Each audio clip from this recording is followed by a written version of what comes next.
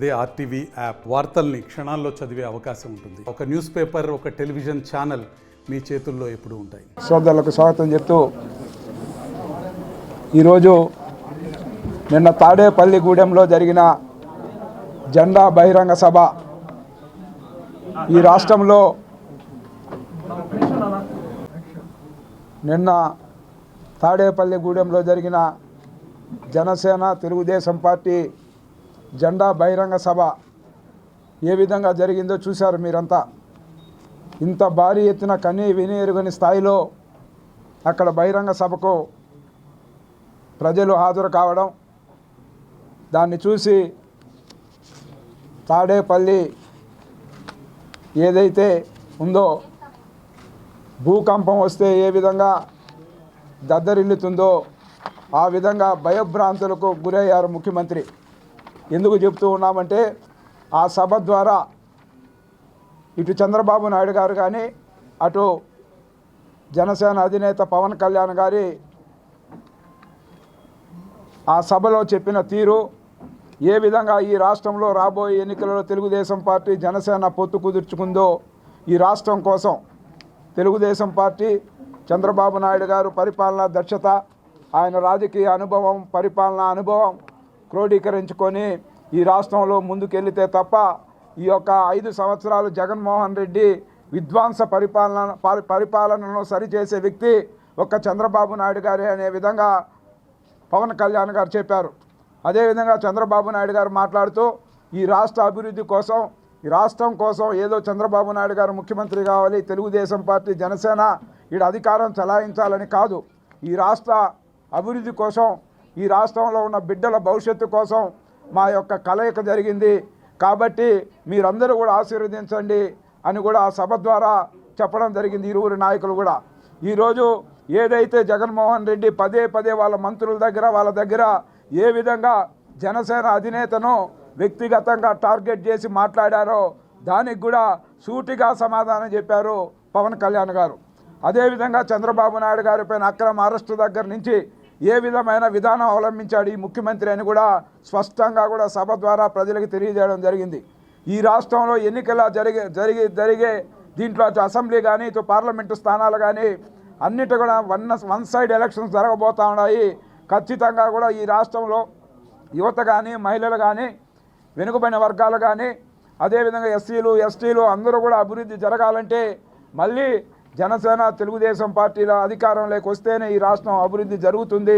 అది కూడా చంద్రబాబు నాయుడు నాయకత్వంలో, అనుభవజ్ఞుడైన నాయకత్వంలో వస్తేనే ఈ రాష్ట్రం బాగుంటుందని కూడా పవన్ కళ్యాణ్ మాట్లాడడం కానీ, అక్కడున్న వక్తలందరూ మాట్లాడడం కానీ మనం చూస్తే, రాబోయే రోజుల్లో ఏదైతే ఈరోజు పదే పదే కులాల మధ్య చిచ్చు పెట్టాలని ప్రయత్నిస్తూ ఉంది వైసీపీ, స్పష్టంగా నియోజకవర్గాల నుంచి ఆంధ్రప్రదేశ్ అంతా కూడా మేము ఆ కులానికి ఇచ్చాము, ఈ కులానికి ఇచ్చాము, మీరేమిచ్చారని అన్ని కులాలకి సముచితమైన గౌరవం ఇచ్చింది తెలుగుదేశం పార్టీ.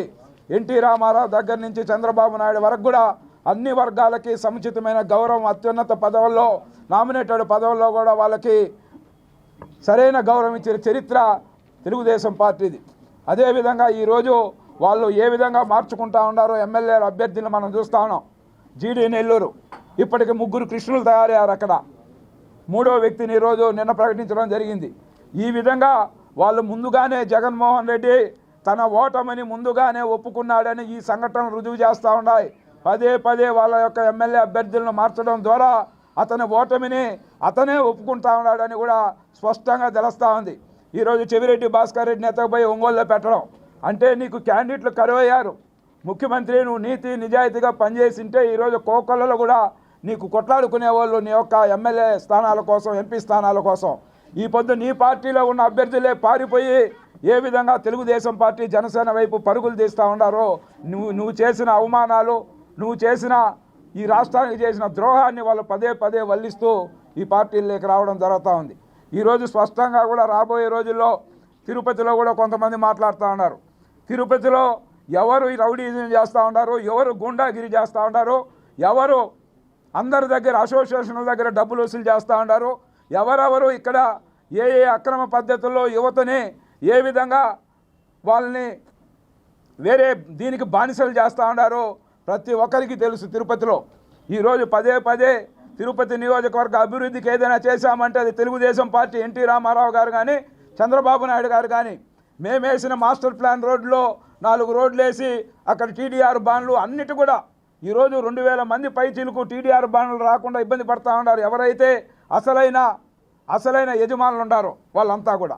ఈ విధంగా చెప్పుకుంటూ పోతే ఈ రాష్ట్రంలో తిరుపతి కానీ ఇవాళ పెద్ద పెద్ద పుణ్యక్షేత్రాలు లేదా పెద్ద పెద్ద మున్సిపాలిటీ కానీ పెద్ద పెద్ద నగరాల్లో ఏ విధంగా ఎక్కడెక్కడ ఏ అక్రమాలు జరిగాయో ఖచ్చితంగా కూడా తెలుగుదేశం పార్టీ వచ్చిన తర్వాత వీటన్నిటిపైన అందరూ గుర్తించుకోవాలి. ఈరోజు ఏదో కొంతమంది అక్కడ శ్రీకాళహస్తి టెంపుల్ దేవస్థానాన్ని ఏ విధంగా రాబోయే ఎన్నికల కోసం పణంగా పెట్టి ఆడ స్వామివారి సొమ్మునంతా ఏ విధంగా దాచుకుంటా ఉన్నారో ఎన్నికల కోసం చూస్తూ ఉన్నాం. తిరుమల తిరుపతి దేవస్థానానికి వస్తే అదే పందా నడుస్తూ ఉంది. ఇక్కడ కూడా కోట్లాది రూపాయలు ఏ విధంగా చేశారు ఏమని అన్నిటిపైన కూడా విచారణ జరుగుతుంది. ఆడ పనిచేసే కాంట్రాక్టర్లు కానీ ఎవరైతే అక్రమాలకు పాల్పడ్డారో వాళ్ళకు కానీ ఈ సందర్భంగా హెచ్చరిస్తూ ఉన్నాం. దయచేసి దేవుని సొమ్ముతో ఆటలు వద్దు. దేవుని సొమ్ముతో ఎవరైనా ఆటలు సాగించాలి, దాని రాజకీయ ప్రయోజనాల కోసం వాడాలంటే వాళ్ళపైన రాబోయే రోజుల్లో గుర్తించుకోండి.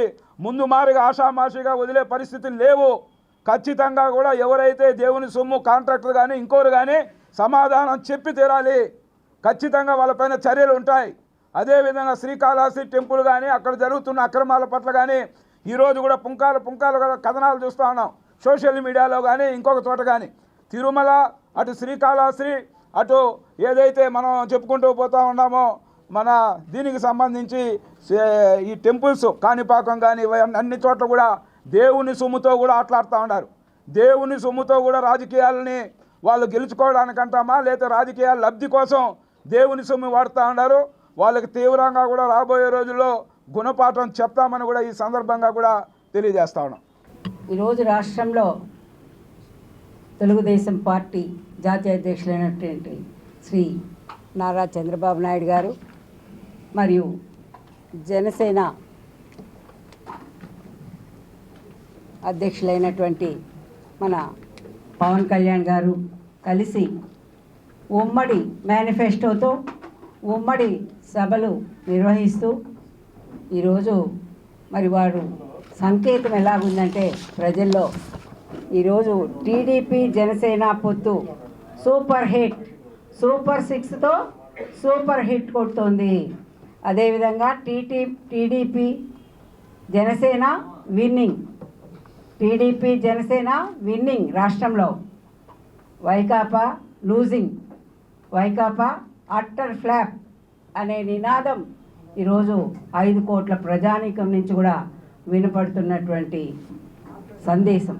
మరి ఎందుకు అనంటే నిన్న జరిగినటువంటి తాడేపల్లిగూడెంలో ఉమ్మడి మేనిఫెస్టోతో ఉమ్మడి నాయకులు ఇరువురు కూడా ప్రజల్ని ఉద్దేశించి మరి ఇరువురి జెండాలతో వారి ఇరువురు కూడా ఒక జెండా అనే అజెండాతో ఆ సభను నిర్వహించి ప్రజాస్వామ్య పరిరక్షణ కోసం 5 కోట్ల ఆంధ్ర ప్రజానీకం కోసం, ఆంధ్రప్రదేశ్ రాష్ట్ర అభివృద్ధి కోసం, ఆంధ్రప్రదేశ్ రాష్ట్ర ప్రజల సంక్షేమం కోసం, ఆంధ్రప్రదేశ్ పునర్నిర్మాణం కోసం మరి ఇలాంటి సభలు నిర్వహిస్తూ ప్రజలను చైతన్యపరుస్తూ మరి అట్టర్ ఫ్లాప్ అయినటువంటి ఈ వైకాపా పరిపాలన, జగన్ అనుకో పరిపాలన, ఇట్ ఈస్ లూజింగ్.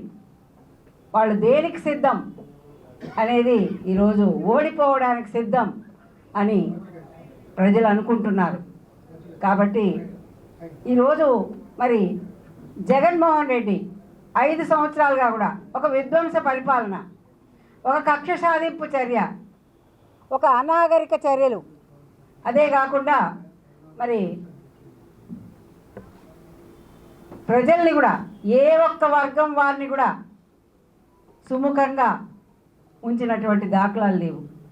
ఈరోజు ప్రతి ఒక్కరు కూడా ఈ ప్రభుత్వంలో బాధలు, కష్టాలు, మానసిక క్షోభ అనుభవిస్తున్నటువంటి వాళ్ళే. మరిన్ని వీడియోస్ కోసం ఛానల్ ని సబ్స్క్రైబ్ చేయండి. లేటెస్ట్ అప్డేట్స్ కోసం వాట్సాప్ ఛానల్ ని ఫాలో చేయండి. అండ్ లింక్ డిస్క్రిప్షన్ లో ఉంది.